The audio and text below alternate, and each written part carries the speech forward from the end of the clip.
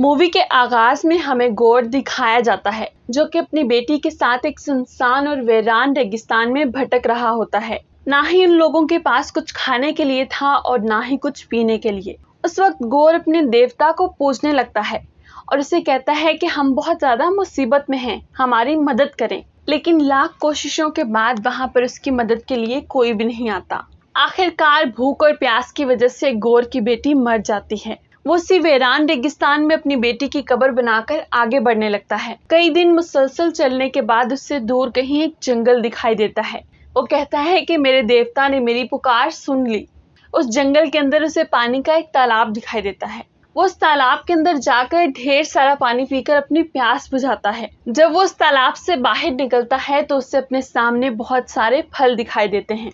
वो जल्दी से उन फलों को खाने लगता है, मगर वहीं पीछे बैठा सूरज देव रापू से कहता है, क्या नीच इंसान, तेरी हिम्मत कैसे हुई तो मेरे फल खा रहा है। रापू को देखकर गौर बहुत ज्यादा खुश होता है और उसे कहता है कि आप तो मेरे बुलाने पर आए हैं और आप ही ने तो मुझे बचाया है। तभी रापू कहता है कि मैं तुम्हें बचाने के लिए यहाँ पर नहीं आया, बल्कि मैं नेक्रोसॉर्ड को ढूंढने के लिए यहाँ पर आया था, जो कि खास तौर पर देवताओं को मारने के लिए बनाई गई है। और मैं तो यहाँ पर नेक्रोसॉर्ड के मिलने की खुशी में जश्न मना रहा हूँ।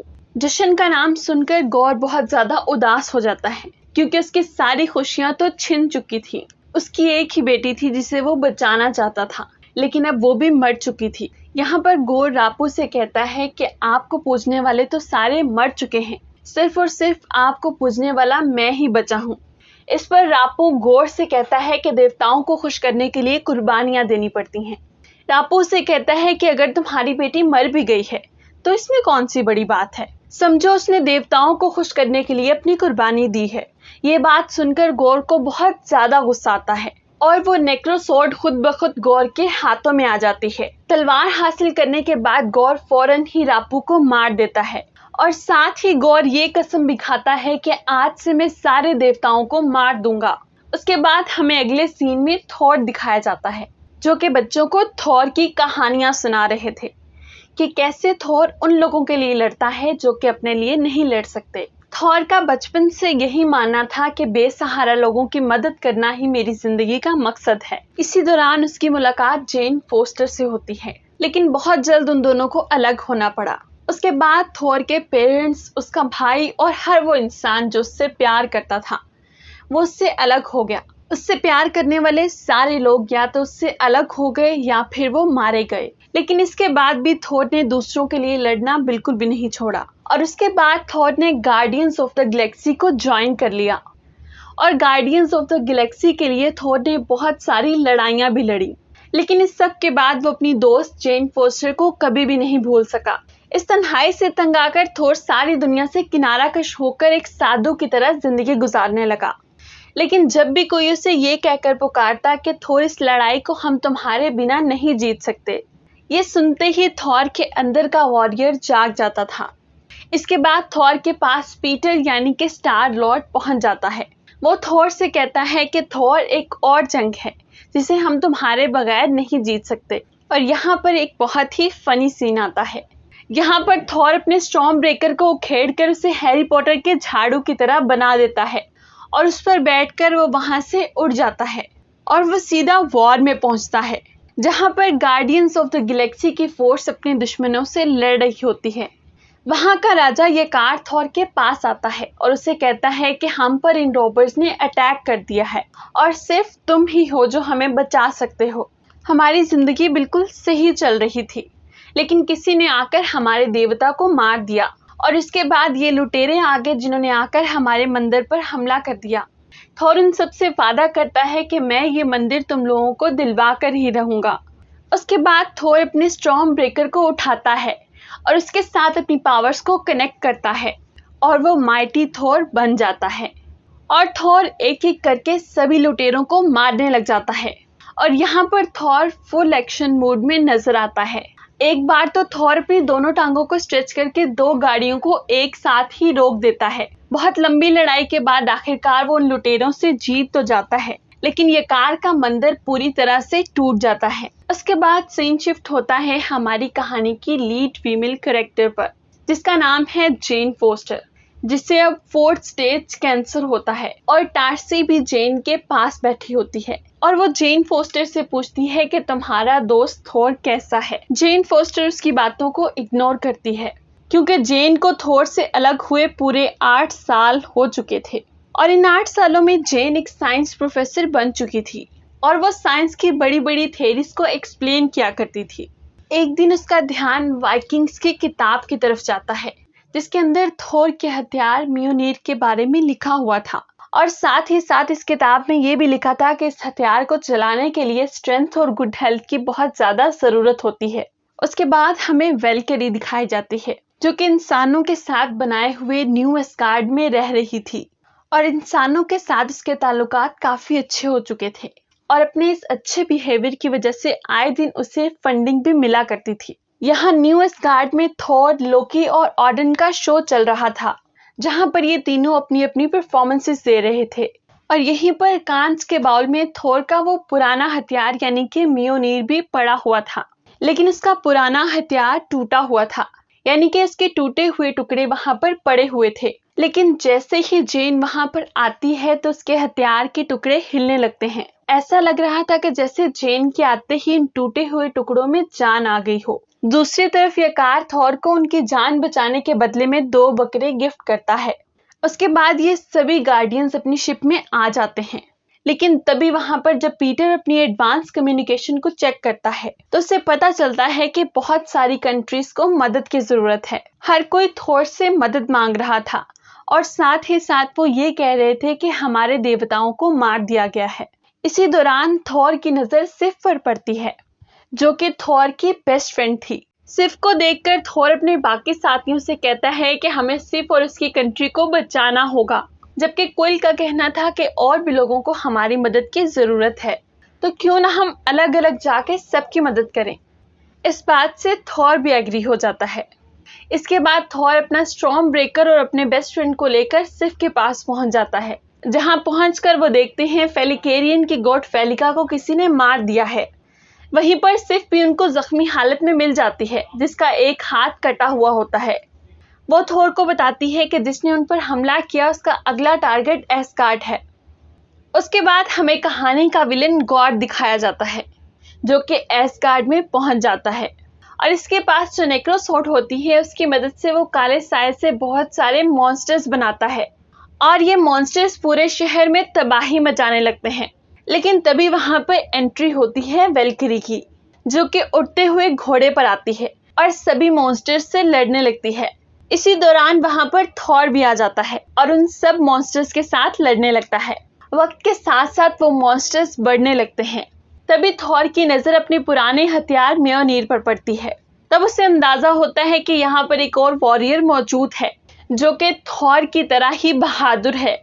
वल्करी थॉर को कहती है कि वो वॉरियर तुम्हें जरूर पसंद आएगा और यहीं पर शानदार किस्म की एंट्री होती है फीमेल माइटी थॉर यानी कि जेन फोस्टर की, जो कि फुली अपने माइटी थॉर वाले लुक में होती है।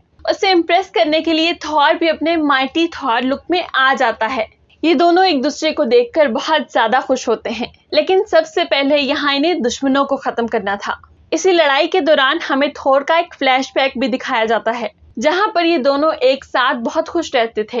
लेकिन जब थॉर को एवेंजर्स की तरफ से कॉल आती है और जेन को साइंस की तरफ से कॉल आती है तो इनके रिश्ते में दरारें पड़ने लगती हैं और अपने अपने बिजी शेड्यूल की वजह से ये एक दूसरे से काफी दूर हो गए और एक वक्त ऐसा आया कि इनका रिश्ता खत्म हो गया। प्रेजेंट टाइम में गौर अपने काले साए की मदद से न्यू एस्गार्ड के सारे बच्चों को अपने साथ ले जाता है। इससे पहले कि थॉर उसे रोक पाता गौर वहां से जा चुका था। अगले दिन सभी पेरेंट्स अपने बच्चों की मिसिंग रिपोर्ट लिखवाने लगते हैं। सभी पेरेंट्स बहुत ज्यादा परेशान थे। तभी थोर उन्हें कहता है कि वो उनके बच्चों को सही सलामत वापस लेकर आएगा। उसके बाद वो अपनी टीम से गौर के बारे में बात करने लगता है। वल्करी उसे बताती है कि उसके पास नेक्रोसॉर्ड है। उस तलवार के अंदर इतनी ताकत है कि वो बहुत सारे देवताओं को मार सकती है और वो काले साए की मदद से बहुत सारे मॉन्स्टर्स को बना सकती है। जेन थॉर से पूछती है आखिर ये नेक्रोसॉर्ड क्या है। थॉर उसे बताता है कि नेक्रोसॉर्ड एक ऐसी तलवार है जो कि वक्त के साथ साथ अपना ऑनर बदलती रहती है और ये नेक्रोसॉर्ड जिसके भी हाथ में आती है उसे पूरी तरह से करप्ट बना देती है इतनी ही देर में हाइमडाल के बेटे एस्ट्रिड का होलोग्राफिक इमेज नजर आता है। वो उनसे कहता है कि जिन बच्चों को गॉर अपने साथ लेकर गया है, मैं भी उन बच्चों में शामिल हूँ। तभी थोर एस्ट्रिड से पूछता है कि आखिर तुम सारे बच्चे इस वक्त कहाँ पर हो। एस्ट्रिड कहता है कि मुझे अपनी पावर्स को सही तरीके से इस्तेमाल करना नहीं आता। थोर उसे अपनी आंखों की पावर पर फोकस करने के लिए कहता है और इसी पावर की वजह से थोर वहां पर पहुंच जाता है। सभी बच्चे थोर को देखकर बहुत ज्यादा खुश हो जाते हैं और वो थोर से कहते हैं कि हमारी मदद करें, और वो थोर से कहते हैं कि हमें बचा लें, हमें वापस अपने पेरेंट्स के पास जाना है। थोर इन बच्चों से कहता है कि मैं सचमुच में आप लोगों के पास नहीं हूँ, बल्कि मेरा अनकॉन्शियस माइंड आप लोगों के पास है। लेकिन तुम लोग बिल्कुल भी फिक्र ना करना, क्योंकि मैं अपनी टीम के साथ तुम लोगों को बचाने के लिए ज़रूर आऊँगा। कॉन्शियस माइंड में वापस आने के बाद थॉर अपने साथियों को बताता है कि गॉड ने सभी बच्चों को स्पेस के काले अंधेरों में रखा हुआ है। वहाँ हर तरफ अंधेरा ही अंधेरा है, और अगर ज़मीन पर गॉड इतना ज़्यादा पावरफुल था तो स्पेस के काले अंधेरों में तो उसकी पावर और भी ज़्यादा बढ़ जाएगी। इसीलिए उसको हराने के लिए हमें एक बहुत ही पावरफुल टीम चाहिए, और वो अपनी टीम को बढ़ाने के लिए देवताओं के महल में चले जाते हैं। और इस महल में बहुत सारे देवता होते हैं। ये लोग अपना भेष बदलकर अंदर दाखिल हो जाते हैं। तभी वहां पर देवताओं का राजा आता है, जिसका नाम ज़्यूस होता है।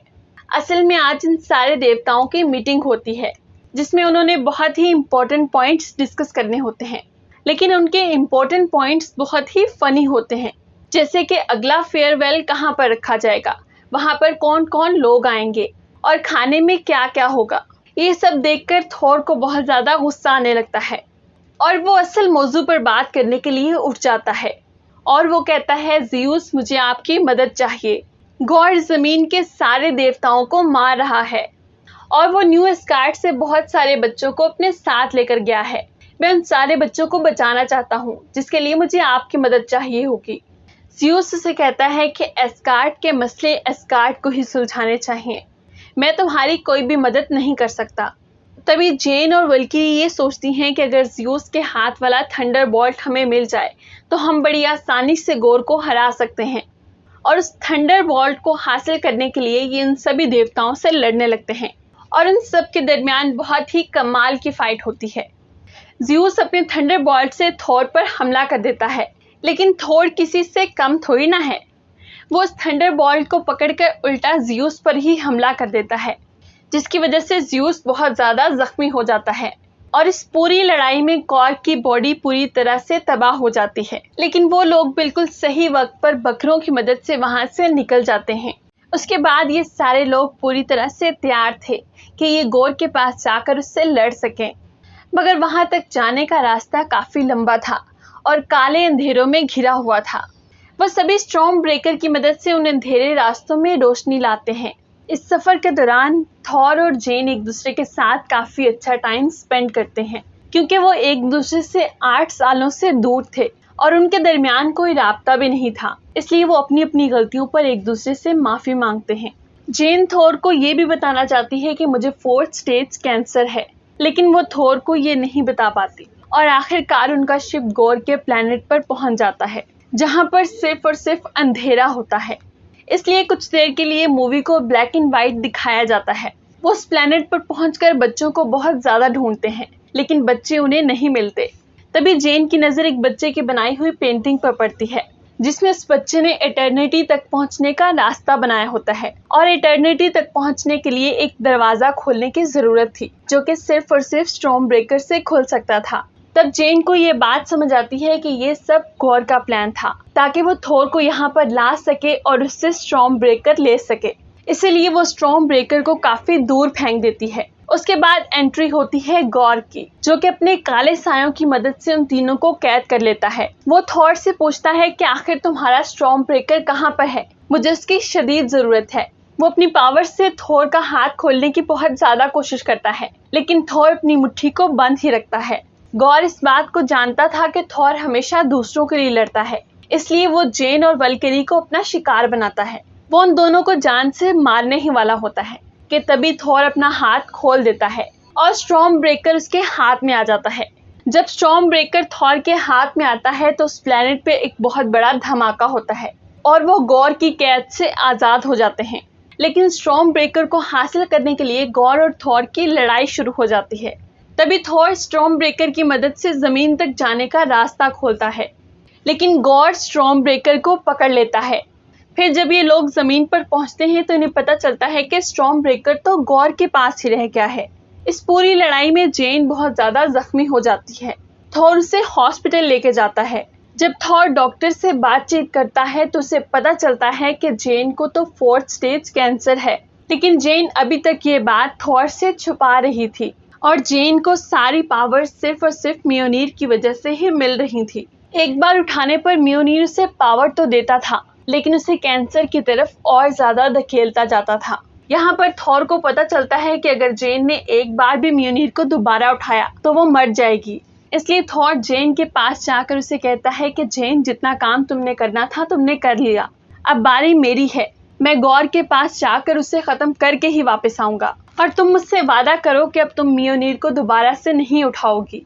फिर सीन शिफ्ट होता है गॉर की तरफ, जिसके एक हाथ में नेक्रो सॉर्ड होती है और दूसरे हाथ में होता है स्टॉर्म ब्रेकर, जिसकी मदद से वो इटर्निटी के महल तक पहुंच जाता है। वो स्टॉर्म ब्रेकर की मदद से इटर्निटी के महल का दरवाजा खोलने की कोशिश करता है, लेकिन इतने में ही वहां पर थॉर पहुंच जाता है और थॉर के पास यूज का थंडरबॉल्ट भी होता है।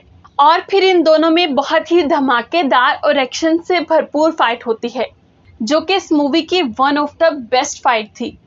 गॉड नेक्रो सॉर्ड की मदद से बहुत सारे काले साए बना लेता है, जो कि तादाद में बहुत ज्यादा थे, और दूसरी तरफ इटर्निटी के महल का दरवाजा भी खुलने ही वाला था, जिसके खुलने पर इंसान को इटर्निटी मिलती है, यानी कि इंसान जो भी विश मांगेगा उसकी वो विश पूरी होगी।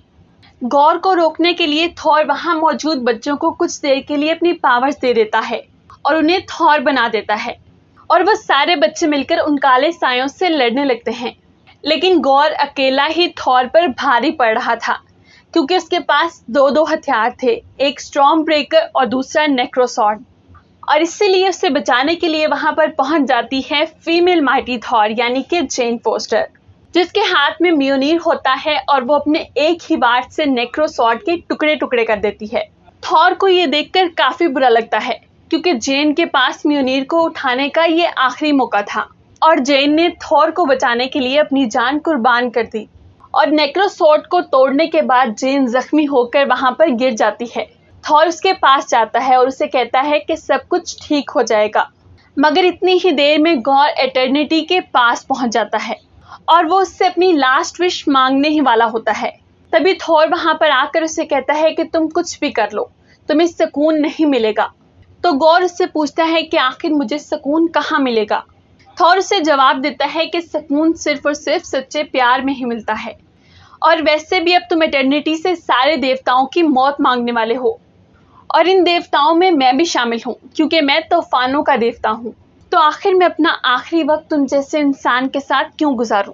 मुझे अपना आखिरी वक्त अपने सच्चे प्यार के साथ गुजारना चाहिए। प्यार का नाम सुनकर गौर को अपनी बेटी की याद आ जाती है और वो इटर्निटी से अपनी बेटी को ही मांगता है, और अगले ही लम्हे उसकी बेटी उसके हाथों में होती है। लेकिन गौर क्योंकि इतने टाइम से नेक्रो सॉर्ड को यूज कर रहा था, इसलिए उसका आखिरी वक्त आ चुका था। वो इस बात से बहुत परेशान होता है कि अब मेरे मरने के बाद मेरी बेटी का ख्याल कौन रखेगा। तभी थॉर उसे कहता है कि तुम्हारी बेटी का ख्याल मैं रखूंगा। अब जहां एक तरफ जेन फोस्टर थॉर के हाथों में दम तोड़ देती है, वहीं दूसरी तरफ गॉर भी अपनी बेटी के हाथों में दम तोड़ चुका था।